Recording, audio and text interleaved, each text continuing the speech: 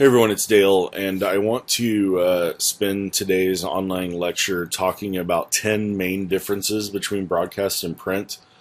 Truth be told, there are a million differences between broadcast and print, but these are 10 things that I think you'll come across repeatedly, not just during this semester, but hopefully in your career if you decide to make this your career.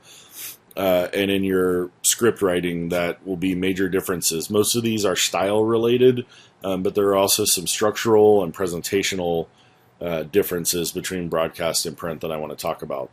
One quick note, I'm going to break this up into two different videos. So we're going to cover differences 1 through 10 first.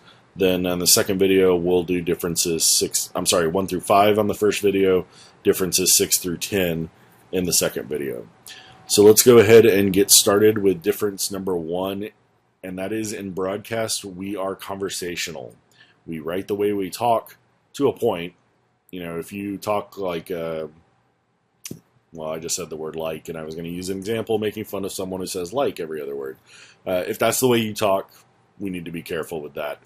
But for the most part, your language is much more relaxed, not so much folksy, but it's more common. It's how you hear people talk on a daily basis. To a point, though. You don't want to use slang. You don't want to use cliches. I'm not telling you to dumb things down. I'm telling you to be conversational. So there's a huge difference between those two. For instance, if there were going to be major construction going on tomorrow on Sesums, or let's say, tomorrow, a print story might be something along the lines of construction crews will close the left lanes on Sesums Drive from 7 to 10 a.m. Wednesday to repair a leaky water main due to the Memorial Day flooding. That's a pretty typical print style lead there. We would never give that much information in a broadcast lead. So we might say something like, hey, watch out for construction if you're driving on Sessom tomorrow. Or hey, big heads up. There's going to be major construction on Sessom tomorrow.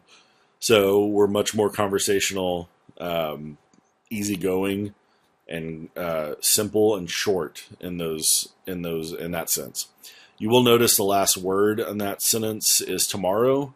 So again, we're assuming in TV and radio that people are listening or viewing on the actual time that it is airing.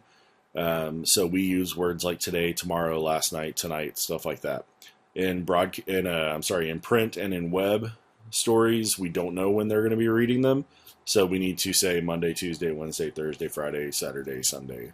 But in broadcast, it's a safe assumption that they're watching when you're intending them to watch. So you use those conversational terms right there. Difference number 2, we keep things incredibly short in broadcast. This goes for not just sentence length, which I have there as the main first point, but also the stories themselves are really short. You can have some broadcast stories as short as 10 to 15 seconds. The shortest story I ever wrote was 7 seconds. I had 3 sentences in 7 seconds. So if you stop to think about that, those are really short sentences. One thing that students tend to do in this class is they throw an introductory clause on every single sentence, and I don't understand why. So we need to make sure and get rid of that right now. An introductory clause is a clause that goes before the meat of the sentence. So something along the lines of, because I went to the mall, comma, I bought a new shirt. That's not how we talk. So you would say like, hey, I went to the mall and I got a shirt. Or I bought a shirt when I was at the mall today. So that is how we would write that sentence in broadcast style. Clauses in general are not your friend. So if you look at that example here on the screen, John Smith, comma, a San Marcos taxi driver who claims a passenger was drunk and insulted him Monday night, comma, was arrested and charged with assaulting the passenger. You might notice I had to stop and take 2 breaths while reading that sentence. So in a broadcast sense, that's not good. Everything between those commas is a clause. So good information, it's a perfectly acceptable print style sentence, but in broadcast we would never have a sentence like that. So instead you might break it up into 2 little short sentences. San Marcos cab driver is in jail tonight. He's accused of attacking a passenger. So keep things incredibly short and simple. Difference number 3, in broadcast we get rid of the inverted pyramid. So as we discussed in class Monday, Yes, the inverted pyramid's great in terms of writing a print story. You'll even use it in your web stories, but in broadcast, we don't do that. And here's the main reason why. Because if you remember, in the inverted pyramid, you put the most important information at the middle and the beginning, and you wind your way down to the least important information. And that's done for two main reasons. One, if an editor needs to chop the story length, they can chop from the bottom and rest assured that that's the least important information. And two, if a reader wants to move on to another story, they can quit and they've already got the meat of that story. But we don't want that to happen in TV. We want viewers and listeners to continue viewing and listening. So we can't write stories in the inverted pyramid style for broadcast. So our stories have a beginning, middle, and end. You have the beginning, which is your lead. You've got the middle, which is the meat of the story. The end on your main stories is probably going to be your reporter out cue, which we'll discuss more, I believe, on Wednesday. But in the shorter stories, you still have an end. So here's an example. Let's say that San Marcos City Council was considering a ban on loud music on the square. So you might have a really short story like loud music may soon be a thing of the past on the square. San Marcos City Council is considering a ban on anything louder than 72 decibels after 11 p.m. or 11 at night. People who live near the square have complained about this issue for years. And then I have my last sentence there. The San Marcos City Council will vote on the issue tomorrow. So I've taken what's going to happen next, and made that the close of that story. So it's a signal to the viewer that, okay, we're moving on to the next story here. So we want them to continue going on. It's not just going to randomly end on a random sentence. That's kind of a logical end to a story. That won't always be the case, but that's what you should look for, especially if you're struggling with how to end a story. This doesn't mean that every story is going to wrap itself in a nice, neat little bow at the end. News stories aren't that. News is a little bit more messy than that, but you do want to signal to the viewer that we're moving on to the next story. Difference number 4, we use present tense as much as possible in broadcast. So, as I mentioned in class Monday, timeliness is that difference between broadcast and print. Not so much anymore with Twitter and other reporting tools like that. But we still at least consider ourselves more timely than print.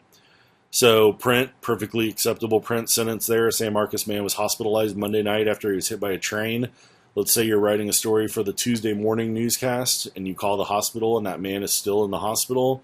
You could say a San Marcos man's still in the hospital this morning, or a San Marcos man's recovering this morning after being hit by a train. We do that for a couple of reasons. One, because it makes it seem like the story is still happening, so that gives that sense of currency with the viewer. Two, it also lets them know that you're doing your job. You've gone and you've updated. You found something new information on an old type story.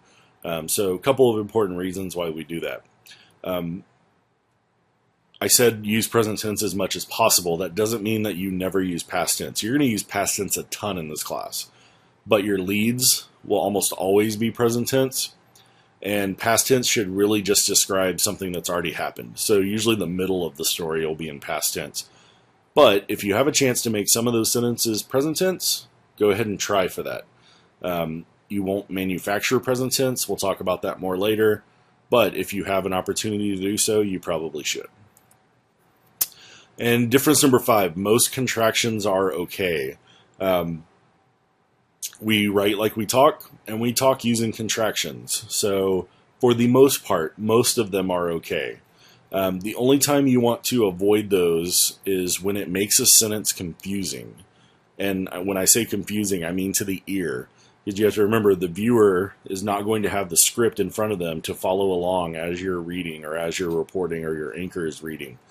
So are and aren't is probably the biggest example of that, because if you say, like, hey, we aren't going to the mall, if you talk really quickly or you mumble, it's really hard to tell. Wait, did they just say are or aren't? I don't know. So in that sense, say are not. Won't is another one.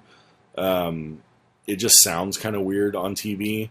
So you have to be careful with those. This is where reading your scripts aloud makes a big difference. I also have a possessive on there, juries. So like a jury's decision, to the ear, that might sound like a plural. So when you say a jury or the jury's decision, like, wait, are there multiple juries? I don't understand. So be careful with the wording there. Okay, so those are differences 1 through 5. I'm going to go ahead and stop this right here. Next video, we'll discuss 6 through 10.